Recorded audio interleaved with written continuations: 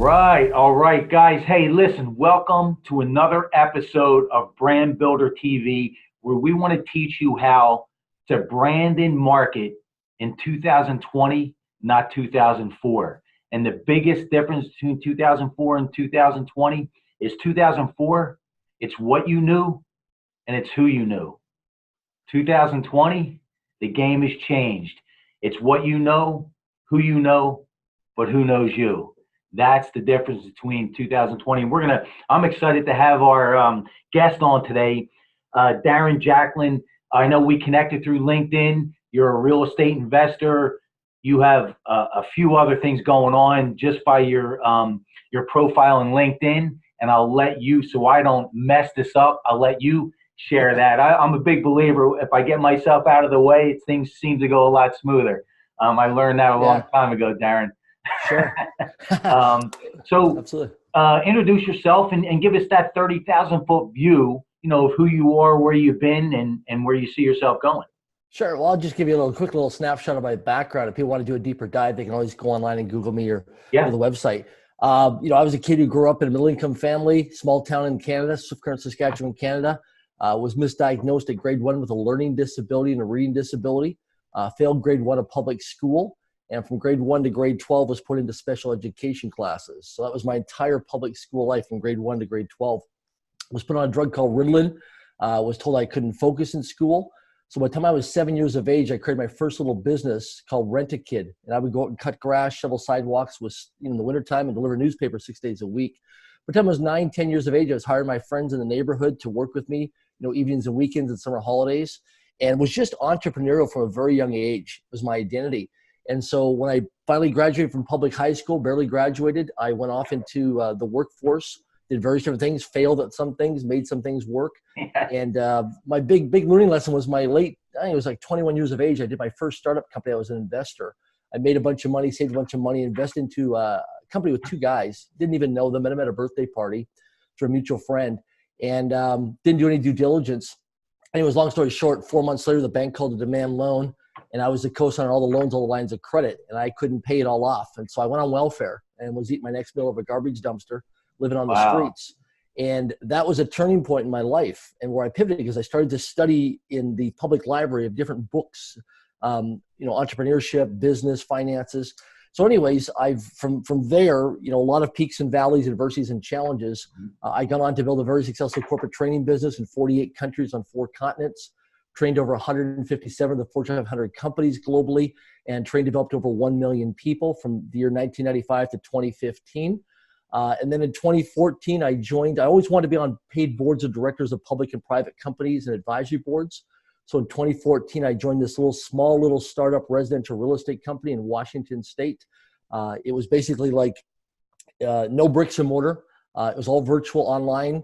So basically, if you look at Blockbuster Video and Netflix, they wanted to take the Netflix model and be a technology company selling residential real estate.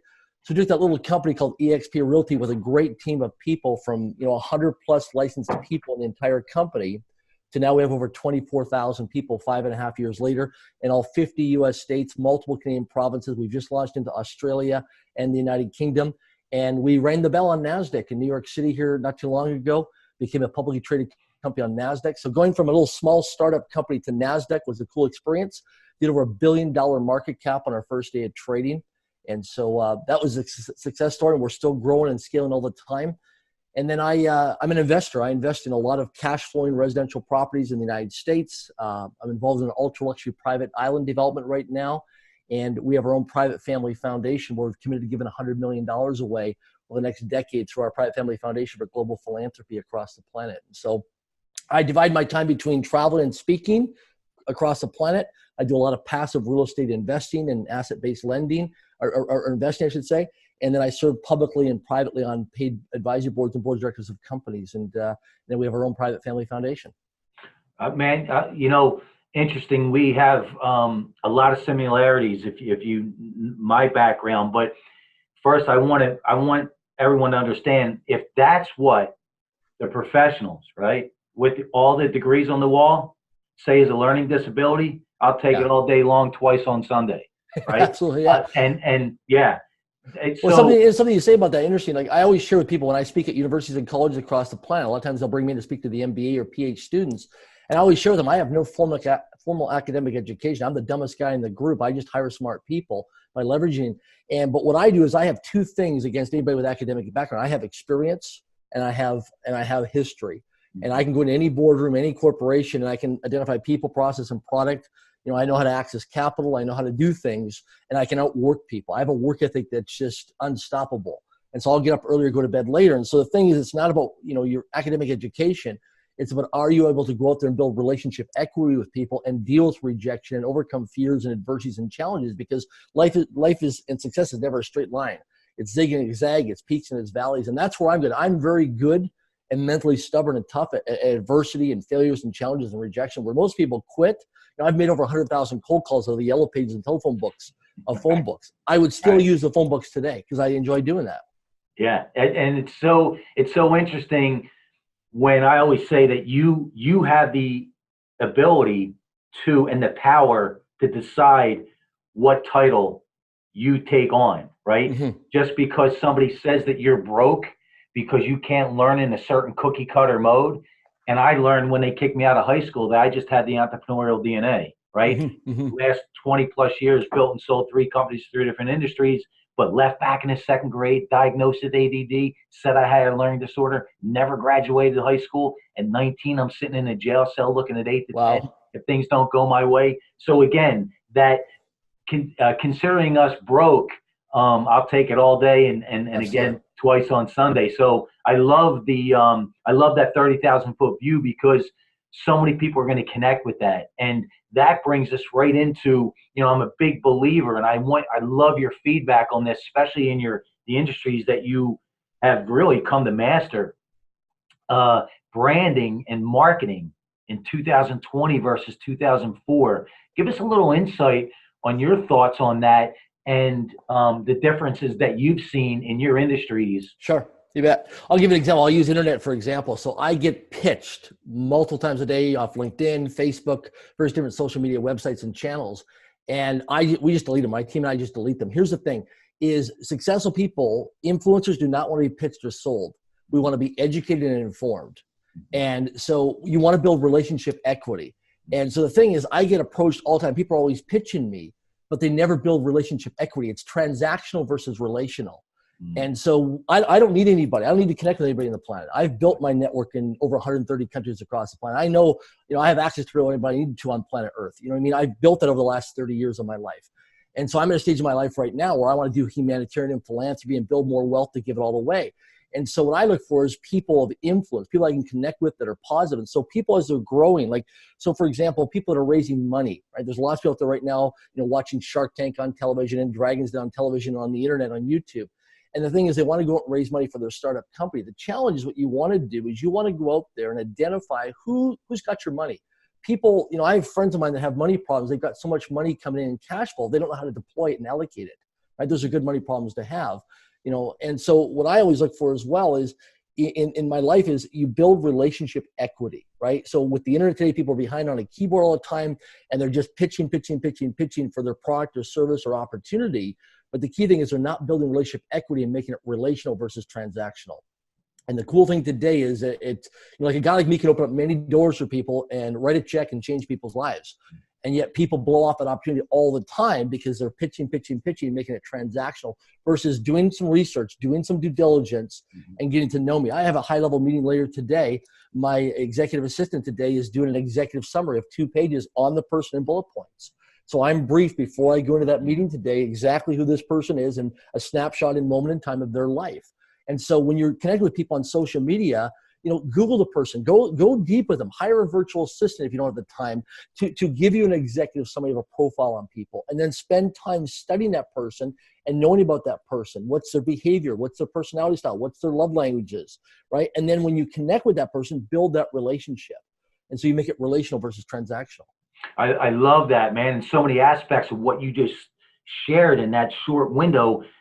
And one of the things that really jumps out at me is now that I love the practical part of that, right? That I think so many small business owners, entrepreneurs, and even commission salespeople miss. This is the goal. One of the practical golden nuggets out of what you just shared. I want to make sure that we highlight this is leveraging, right? Understand, identifying your weaknesses so you can enhance them, so you can run with your strengths. So now, right, you want to know, you want to connect on such a deep level. So now you leverage other people to make sure that you pre-pave for that meeting. So Absolutely. you set yourself up for success. Share with us how important that is, because that, I think that small business owners are just so consumed with doing it all that they miss. Absolutely, for sure. Yeah, I'll give an example. If you look behind me right now, here in my office, home office, I have on the wall over there. It looks, you can't really see it, but there's 100 people on there. It's a must. It's called my must meet list, and I get one of those laminated, and there's 100 people on there. And then every time I meet, when I put a star on there, you want to identify who are the people in your neighborhood, your community, your country, your continent, on the planet, globally, that you want to connect with. And then you spend the time getting to know who that person is, watch some videos, read some online articles, go to their websites, read, social media posts about what they're doing. And then you build a relationship with these people, right? Proximity is power. So go where these people are. Get into, anybody you want to meet as a center of influence, find out where they hang out, where they eat, who's their barber, who's their chiropractor, who's their hairdresser. Just find out where they are at and get into that environment. Right? Because it's not what you know, it's who you know, it's who they know that knows you. And the key thing is, I'll give you an example. When I was out raising capital years ago, it's a lot different for me now, but when I was raising capital with startup companies, I was financially struggling. Man, I was staying at the cheapest hotels. I was taking public transit. I was doing whatever I could. And I remember one time I sat down with a high net worth gentleman in a restaurant one time in a Holiday Inn hotel. I'm not putting down the brand Holiday Inn. It was just, that's where I was at. And one day I was there because it was a free breakfast the next morning. And I said to this guy, I was approaching him, I was pitching and selling him. And he stopped me and says, do not pitch or sell me. You start to educate and inform me. He goes, why are you approaching me here at this hotel? Like nobody can write you a check for your business owner. You're raising $50,000, which wasn't much money. We raise hundreds of millions now, even billions on some projects. But the thing is that that's where my mindset was at. So if you want to level up and get around people who've got money or people who've got, or decision makers or set of influence, you've got to go to those environments where those people are at. Go to yacht clubs, go to tennis clubs, go to charity events, go to fundraising events, go where people of influence and who are decision makers hang out, right? And so when I was a kid and I used to cut grass and shovel sidewalks, I lived in a middle income neighborhood. People were paycheck to paycheck. So what did I do to expand my net worth as a kid? I went to rich places that had bigger lawns and bigger homes, that were so busy with their big homes and their careers and their business, they had no time to cut the grass. So I was a kid that was their grass cutter. And so you've got to step out of your comfort zone into your learning zone.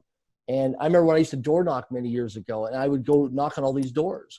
And it was a great skill I learned because I learned how to overcome rejection. I learned the best days to go door knocking is on rainy or cold days, because people felt sorry for you. They'd bite you into their home or invite you into the office because it was raining outside. Right. So all these different strategies that you learn over time from experience. The real world wisdom, right? And, Yes. and I love what you're saying. I want to go deeper on this in what we're talking about, 2020, understanding the resources and the tools that we have available to do that, even and 10x what you just said, right? Mm-hmm. So we both know that shaking hands, being live and in color is never going to go out of style, right? No, going to those events and shaking those hands. But let's share with them the power of why we're even connected, right? I reached out to you on LinkedIn and just said, hey, would you be interested in sharing your, and I'm paraphrasing here, sharing your story, right, on our show? I'm not asking you for anything. I'm just trying to provide as much value, right? And I'll tell you something, Darren, and I don't know your thought on this, but this medium here, I had a podcast 2 years ago as well, but it was live, right? It wasn't virtual like this. This medium here, I have not found any tool that creates connection so quickly and so deeply than podcasting. Absolutely. I have not found it in 20 plus years of being in business. I believe this right now trumps everything that we have. And I'm a big believer, and you hear this all the time, right? How do I create security? Everyone wants this security. They're trying to find security in their personal life and their business life. Here's what I say. It's simple. bring more value than the other person. Absolutely, for sure. And you have For sure. security, right? For a lifetime. But I know you've probably been on a bunch of podcasts. What's your thought on this medium in today's world in branding and marketing, especially in the real estate world? Sure. Well, you know, the key thing is that people today are drowned in knowledge, but they're starving for wisdom. And everything is right at your fingertips today. I travel to Africa all the time for humanitarian trips, and we're building a new school over there in Uganda, East Africa. And the thing is that knowledge is not power. We were taught this in school. Knowledge is not power. Knowledge is only potential power. What gives you true power is taking massive, consistent action over a period of time. And, you know, success is not something we go out in the world to pursue.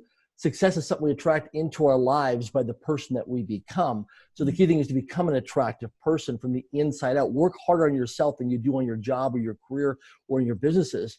And what happens today is for most people is they don't understand the mindset is that, you know, personal professional development is so important, right? Taking training development courses, getting a mentor. You know, myself, I have a therapist. Right? I have a therapist. I have a relationship coach that I work with via Zoom every month. I invest that in there. And so the thing is, because I always have blind spots, right? I do 95% of things right. 5% is my blind spot that I don't see it. So 95% of the time I'm doing things right. But what I want to do is I get people around me to show me that 5% that I'm not doing right. And that 5% is where you pivot. That 5% is where you change the game in your personal life. I always say to people and business owners, I say, when I walk into a business, let's say, for example, retail bricks and mortar, and it's a restaurant. And I walk up to a restaurant. People say, what do you mean I own a restaurant? Okay. Well, I walk up, how many cigarette butts are in the parking lot? Are the fingerprints on the windows? Do you have a bunch of burnout light bulbs? Is there a bunch of dead weeds on the entrance of the business? See, that's the 5% that people don't pay attention to. And so in your life, if you look at and have your closest friends around, you say, I'm doing well in my life. I got a family, I've got kids, or I got a job, or I got a career, or I'm going to school. Great. But what's that 5% that you're missing that your closest friends or your loved ones can point out to you as a blind spot for you? And that changes things. But you see, with the internet today is that so many people want to look good and they don't want to look bad. And the thing is, and this is where a lot of people make mistakes, is they trust what they read on social media and on the internet, but they don't verify it. There's no due diligence. And I've lost hundreds of thousands of dollars over the years by not going through a due diligence process and checking off the boxes of my checklist. So when you meet people, make sure you can trust them, but verify. We've on LinkedIn, we've found, my team and I, we found lots of fake accounts, lots of identity theft accounts, right? So the key thing is with today is that when you're meeting people virtually online, make sure you verify. I'm getting onto Zoom. I've had people where I've met them on social media and asked for a 15-minute Zoom video conferencing call. They don't show up. My assistant follows up. They go missing. Yeah. And then the account gets deleted on social media. Yeah. So, you know, if people just did things honestly, here's something to consider that's really expensive: dishonesty. If you're going to be dishonest, you're going to learn that it's going to be very expensive to maintain your lifestyle. It's a huge risk and liability. If you just be authentic with people and vulnerable with people and full transparency with people, because today in our world, people are getting more and more smarter, more and more wiser, and they're starting to do a deeper dive of due diligence. And I always say, you know, time will either promote you or time will expose you. It's just a matter of time. Wow. Right? So you'll either be exposed or you'll be promoted. And we see that all the time. It may be a decade, maybe 3 years of time that you do something. Just be honest. Honesty will go so far. Being dishonest, it's an expensive lifestyle. It really is. And I'd love to hear your take on, in 2020 versus 2004, the difference in how important your personal brand is for sure now versus when it was back then.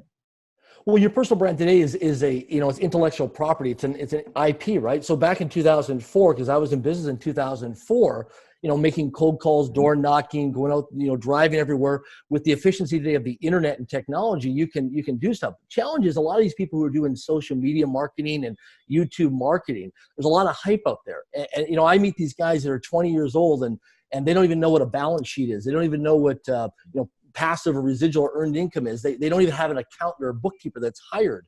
You know, I call them, I said, who's your CPA? Who's your accountant? Well, I don't have one. So you tell me on YouTube, you're generating millions of dollars a year. You don't have a bookkeeper and accountant? Okay, something's wrong with that. Is your mother doing your accounting or bookkeeping? Right? Right. You know, right. So the thing is, today is in 2020, your brand is so important, but also who you socialize with, who you connect with, but also the results. Do you have verifiable results? And that's something you got to look at today, is if you're out there branding stuff on social media or on the internet, can you back up the claims that you're making? Do you have verifiable results that I can get on the phone and I can talk to your accountant, I can talk to your lawyer, I can talk to somebody who can give me a recommendation? Has money changed hands between you and somebody else? I've met lots of people online that, they went out there and they said, well, yeah, I work with so-and-so. And I really, did you work with that person? Did money actually change hands? Did you actually deposit money in the account, right? Did you actually have a written agreement or contract with that person? Well, no. So the thing is also too with social media, people say, yeah, I know that person. So I always ask, so do you know of that person, or do you actually know that person? And they're like, well, I know that person. I said, how well do you know that person? Oh, I know them very well. I said, good. Do you have a mobile phone? Yeah, great. Take out your phone. Show me the person's contact information in your phone and show me their private mobile number. And they're like, well, so be accurate with your information. Right now you're telling me something that's not accurate and true. And so you got to verify things. I've been in many meetings where like, oh yeah, I know so-and-so. Just because you were at some public event, you took a photo op. I was with a guy actually just last month. I won't mention the celebrity's name, but he says, yeah, I know this celebrity. It turned out he paid $10,000 for a sponsorship to be at this event. And because he was a sponsor paying $10,000, he got to go backstage and had a 30-second photo opportunity with this guy. And then he claims they're good buddies. You don't do stuff like that today. No. Right? It's going to put you out of integrity. And without integrity, nothing works. Man, we're in such alignment here. And we just actually verbalize it differently. But I'm such a big believer that brand loyalty is king. For sure. Because it maps the trust. It does. It maps the trust. And if you can focus on that trust with your brand, that's it, right? Mm-hmm. That's the long game. And I think you're right that with the social media, it's so easy for people that aren't in alignment, right? Mm-hmm. To actually go that other direction, thinking that it's the long game, and it winds up to come back and bite them. And then talk about trying to get out of that hole, right? Sure. Now, right? And if people aren't sure how accurate what you just said is, let me share with you. Let me remind them that when you have Pepsi, Coca-Cola, Gatorade, and they have entertainers and sports figures that go sideways in their personal life, all that budget from the marketing and branding now goes to PR. Why? Because they don't want to lose your trust. For sure. And that's the same thing that we're at now in 2020, right? We are a global brand, whether you like it or not, if you're on social media.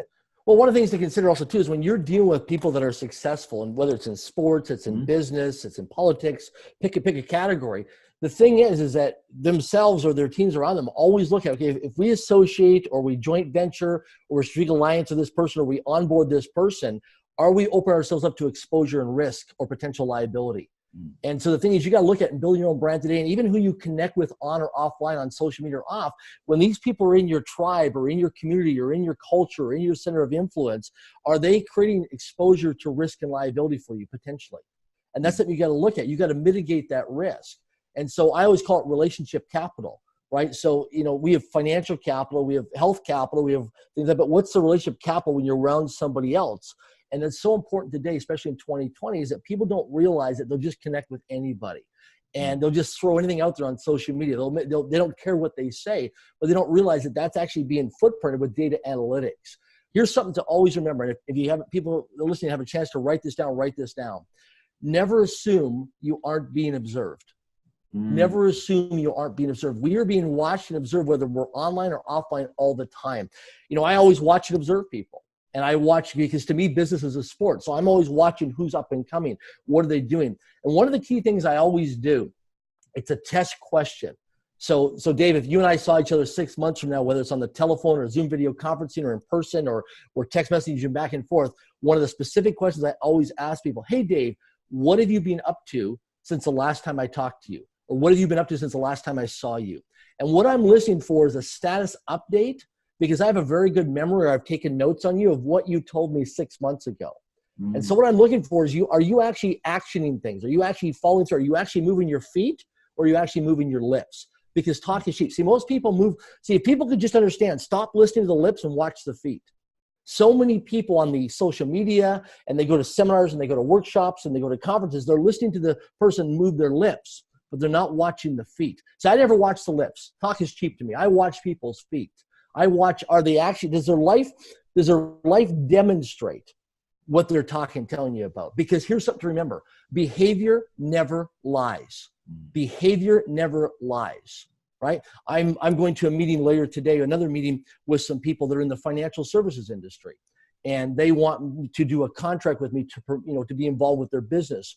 And the first thing I'm going to ask is my due diligence as part of the discovery is, do these people who run this financial firm, do they have their money right? Because if they're going out there to bring on clients and onboarding clients in their financial services firm, and they're teaching to try and sell products and services for a commission, but do they have their money right? What's their financial net worth statement say? What's their balance sheet look like in their own personal life? Do they have their own house in order? And if not, they're out of integrity. They're just commissioned salespeople selling products and services. And that's something people have to understand when they're in business, in life. They're going out and they're hiring an accountant, they're hiring financial planners, they're dealing with lawyers, they're hiring personal fitness trainers. Well, the people that are advising you, that are your advisors, how are they getting the results in their life? What is their life demonstrating? What are they doing? What are they doing to achieve success, right? Like I have the people around me that advise me financially, they have to be at a higher financial net worth than me. Otherwise, it's not qualified advice. Right? So even with a personal fitness trainer, if you're working out 3 days a week with a fitness trainer, does the trainer work out 5 days a week?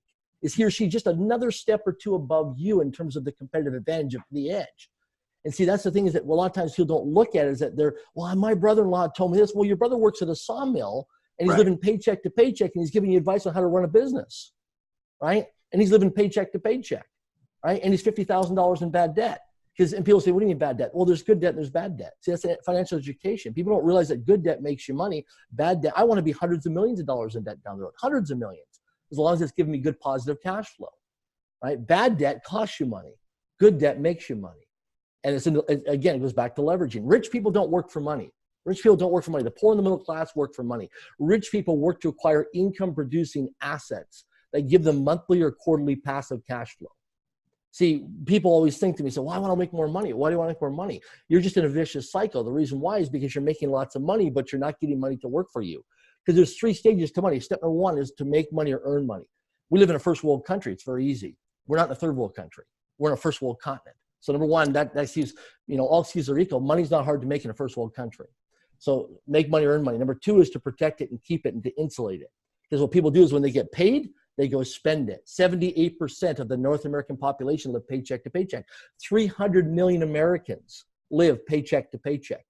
Okay? So number 2 is to protect it and keep it. Third step, which is a completely different skill set and mindset and different social friends, is how to multiply money. You give me $1, I can turn it into $20 or $30 or $8 or $10. Depends on what I'm investing in or get involved with. Yeah. And that's the thing is, so people watch this right now and say, hey, Darren, I'm getting older in life and I want to get money working for me. Well, the people that are around you, are they multiplying money, right? I want to get better in shape. Are you hanging out with people who are better than shape of you? I want a better marriage. Are you around people who got a better marriage than you? My kids are having challenges. Great. Are you around people who have phenomenal kids? See, your environment is stronger than your willpower. So you got to get around a different environment. So I always, when I meet people, whether it's on the internet or it's offline, I'm always profiling who are they spending time with? Who are they hanging out with? Because that gives me a good template to where their life is, because behavior never lies. I love that. And one of the things that I want to add on to that, what you just said, is your environment is so vitally important. But what people have to truly understand is, and you said this earlier, is in order for you to attract that environment, stay in an environment, and grow within that environment, you have to become that person, right? Because that environment, if you're not willing to step it up with that environment, they just leave you behind. Absolutely, yeah. Right? I'm always uncomfortable. In my environment, I'm always uncomfortable. Right. Because the people I hang out with are playing at a much higher level person than me. So I'm always uncomfortable because I'm always stretching and growing. I'm never comfortable. I love that, man. Anything you can leave us before we jump off that you want to share? Yeah, for sure. So I have people all the time who tell me where they want to go, what they want to do. And I always ask them, can you show me a list of goals or personal promise? Can you show me? And 9 out of 10 people I meet, Dave, can never show me on their mobile phone or electronic device or written down their top 10 goals for the calendar year. So where's the direction? Where's the focus? Where's the one-page plan? And people have all kinds of great ideas and all kinds of great intentions, but there's no one-page plan to where they want to go. There's no roadmap. There's no GPS. There's no plan. And so when people are out there meeting people, I encourage you, when you leave away as a takeaway, as the next step to action, is write down what is it you really, really want in your life. Make 10 points. Make 10 targets or 10 goals of what you want personally and professionally in your life, because that's such an indicator to your focus and how you spend the waking hours of your day. Because if you don't have a direction and focus, why would I spend time with you or invest with you? Because you're just wandering around, going through the motions of life. And there's nothing wrong with that. Everybody's on their own journey and path. But if you want to level up and skill up and play a much bigger game in your life personally, professionally, start to map out and create a one-page plan of where you want to go and what you want to do. And that was a big turning point for me. A few decades ago in my life, I didn't have things written down. I didn't have a one-page plan of my life personally and professionally. And I realized that when I started to write down the one-page plan, it gave me direction, it gave me focus, it gave me purpose. And then all of a sudden, I started to attract different people and doors of opportunity started to open up for me. And I started hanging out with people who were more successful in their lives, personally, professionally, than me, because I had some direction and focus and purpose with a one-page plan. I love that, because you started to earn it, right? Yes. So like you just said, if somebody is interested in being in your circle, you have to start to earn it, right? You have to start to become that person for you to even get their attention, for them, you to pay attention to them, right? Yes. You have to become that person. I think that's the theme of today. You want to start to become and move in that direction of the person that you see yourself in, or that I see Darren. I want to be around Darren. I want to be in his inner circle. Okay, what do I need to do? Who do I need to become to do that, right? Yes. And move in that direction. So I love this theme because it applies to everybody. And one of the things we talked about real quick, value, and we're walking the walk. Before we even went on and started to record this, I asked Darren if he knew this, an associate of mine, Whitney, who's in the real estate investing world here in these States. And he said no. And so once we get off now, I'm going to connect them through email. I want to be the connector, right? Yes. I want to be the connector, because at the end of the day, it's all about, and as you know better than anybody, giving more than you take. For sure, yeah. Because the secret to living is giving, right? Yeah. And the key thing is build relationship equity. So each person you meet, imagine when you meet them, you're opening up a bank account with them. Yeah. And you've got to make a deposit or several deposits before you ever, you give, ask, give, ask, ask to make a request. And most people, what they do is they meet me on social media and they just automatically try to take something from it. They're trying to make a withdrawal, and they haven't even opened the bank account and built trust and built a track record of history and made a deposit. Yes. And what you did is when you reached out to me through LinkedIn, my assistant and I flagged it right away. And I thought, you know what, this guy wants to provide value and wants to serve more people. And it works with my love language, because there's a best-selling book called The 5 Love Languages by Dr. Gary Chapman. It's a must-read book. And my number one love language is acts of service. I want to serve people across the planet. I want to make a difference. And that's what successful people do. So if you're listening to this, you're watching this, you want to level up your environment.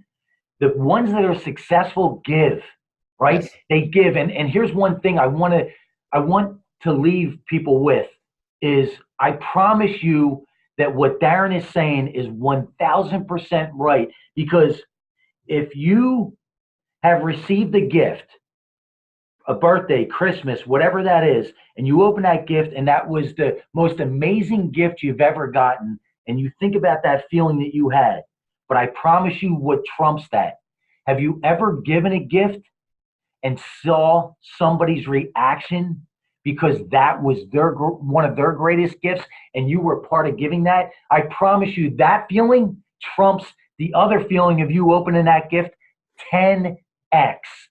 Because that's how we're built as human beings, you know? So, man, I love how this theme just unfolded about value, right? Mm-hmm. Throw up on everybody with as much value as you can, and you're gonna win.